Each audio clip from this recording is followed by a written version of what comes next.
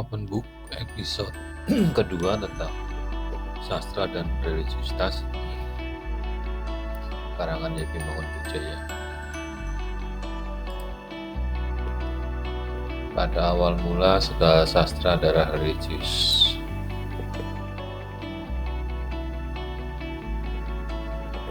Latar belakang banyak permasalahan di masyarakat yang pemecahannya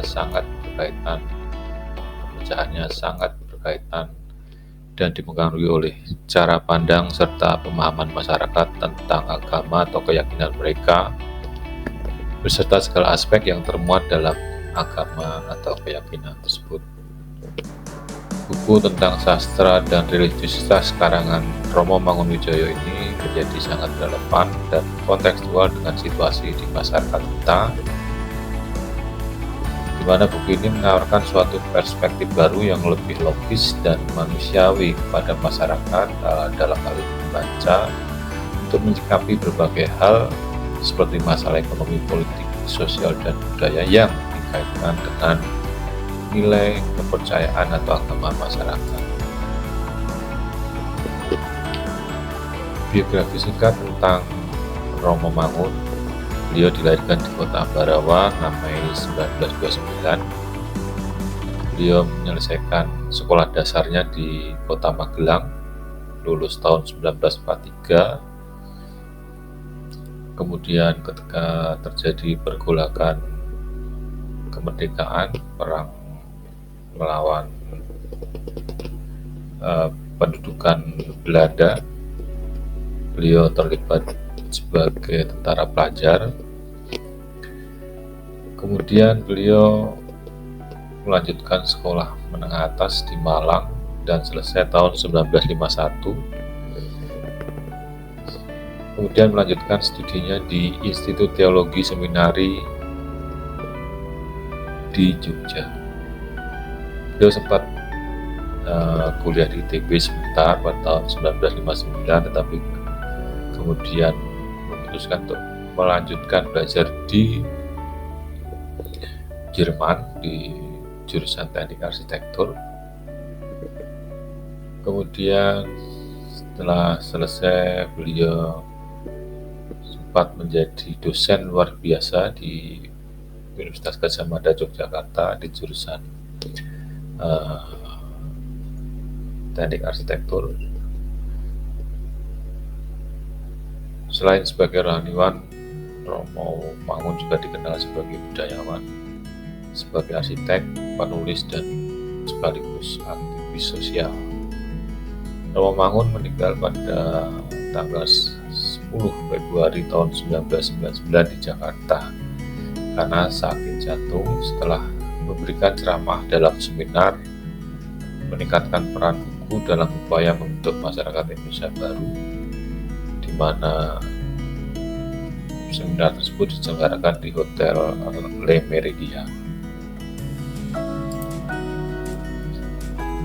Beberapa karya tulis beliau antara lain adalah Burung-Burung Manyar yang berupa novel, kemudian ada Roro Bedut,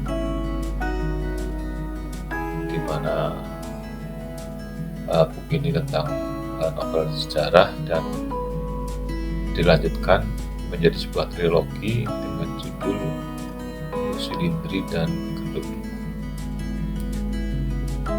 Beliau juga mengarang beberapa buku seperti Bayang-Bayang Hari Puasa, Putri Beliau yang Mendapat, dan yang lain.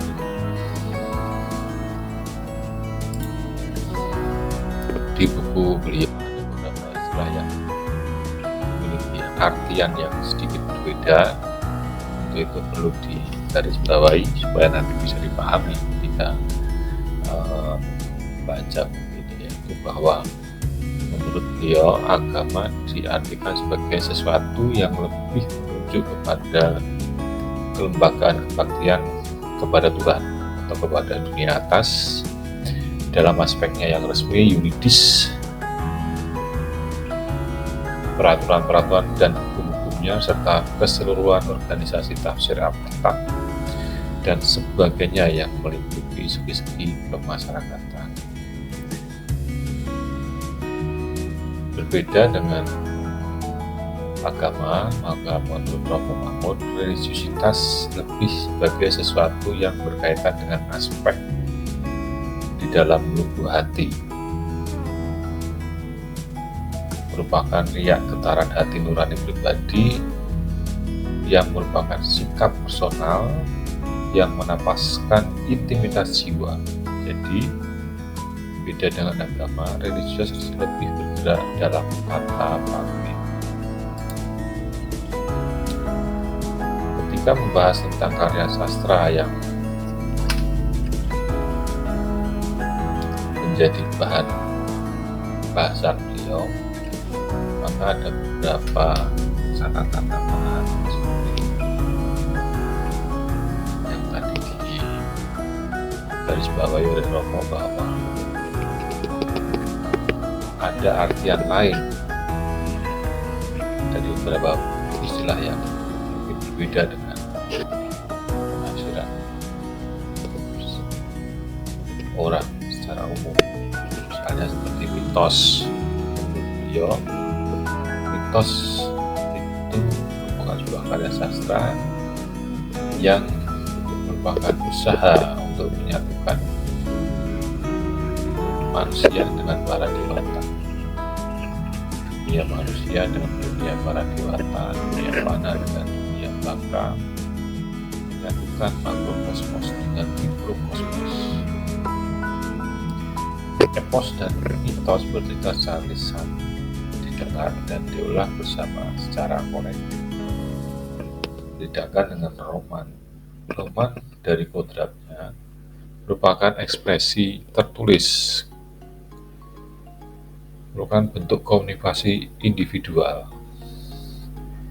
Pewartaan yang terkandung di dalam roman ditujukan pada pribadi-pribadi yang ingin mengolah suatu pembaharuan yang sedikit banyak melawan arus masa tradisional. Mereka adalah kaum intelektual yang dapat menghargai pemikiran-pemikiran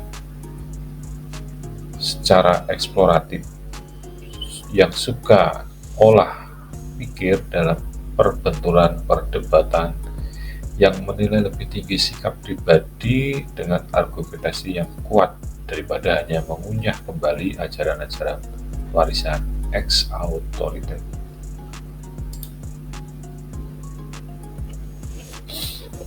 Mitos juga dipahami sebagai usaha untuk menjaga integritas, menjaga ikatan bersama suatu masyarakat atau bangsa. Sementara roman sebaliknya ingin pergi dari kolektivitas. Roman cenderung bersifat subversif, berani merintis konsep-konsep baru yang dapat lebih relevan. Roman dapat menjadi indikator yang baik, sampai di mana suatu masyarakat sudah bermutasi dari tingkatan print ke tingkatan top. Lontaran-lontaran pertanyaan dalam sastra seperti apakah kebebasan, apakah siksaan, apakah keadilan bagi rakyat kecil, apakah bahagia, apakah cinta, apakah makna kekecewaan, apakah itu kegagalan, mengapa orang bisa begitu bengis, itu menjadi bahan yang sangat-sangat kaya bagi pertumbuhan kesusastraan. Kemudian ada juga karya Kunto Wijoyo, Khotbah di Atas Bukit, yang menyatakan bahwa hidup memang tak terpahamkan. Kemudian banyak pertanyaan timbul di dalam karya sastra yang menanyakan apakah agama sanggup, apapun agamanya, mengakui bahwa ia bukan Tuhan, agama bukan Tuhan, tetapi hanya penolong saja agar si manusia bertanggung jawab sendiri menuju ke kedewasaannya, menemukan sendiri rahmat Tuhan.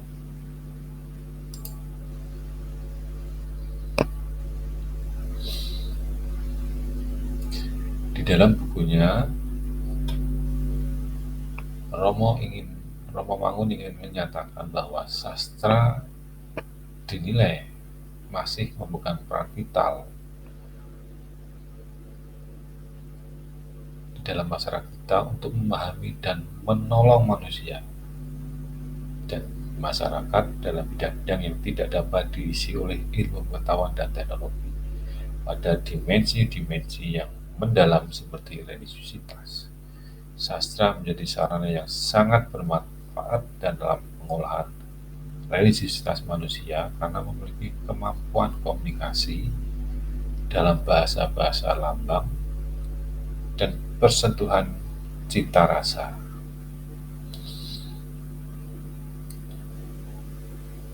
Semua sastra yang baik selalu religius, menurut Romo.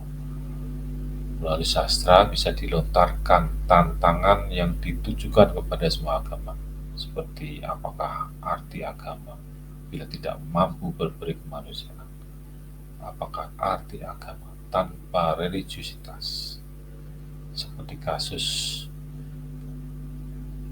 Masri dan Arni dalam cerpennya Nafis yang berjudul Datangnya dan Perginya.